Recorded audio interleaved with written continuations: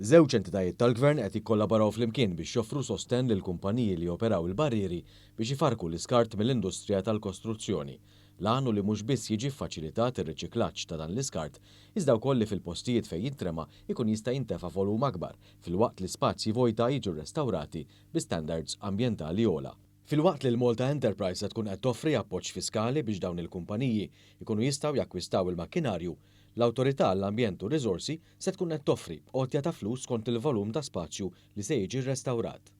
Dawn l-għotjiet tal-era huma maħsubin biex jinċentivaw lis-sidien u l-operaturi tal-barrieri biex ifarku materjal inert kif ukoll skart tal-bini u ta' twaqqieħ qabel ma jintuża għar-restawr tal-ispazji vojta. Għal din l-iskema l-era qed talloka 350,000 euro. L-applikazzjonijiet iridu jsiru sa tmiem Ġunju li ġej u l-benefiċjarji se jirċievu ħlasijiet annwali b'limitu massimu ġenerali ta' 50,000 għal kull benefiċjarju. Min-naħa tagħha l-iskema tal-Malta Enterprise se tipprovdi kreditu tat-taxxa lil kumpaniji eliġibbli meta jixtru crushers tamir li jrażżan it-trab u meta jibdlu tamir qadim tal-bini relatat mal-operazzjonijiet tat-tifrik.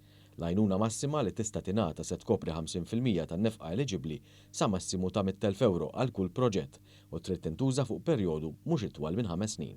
L-applikazzjonijiet mal-Malta Enterprise jibqgħu jintlaqgħu sa Novembru li ġej dment li l-fondi ma jkunux ġew assenjati kollha qabel.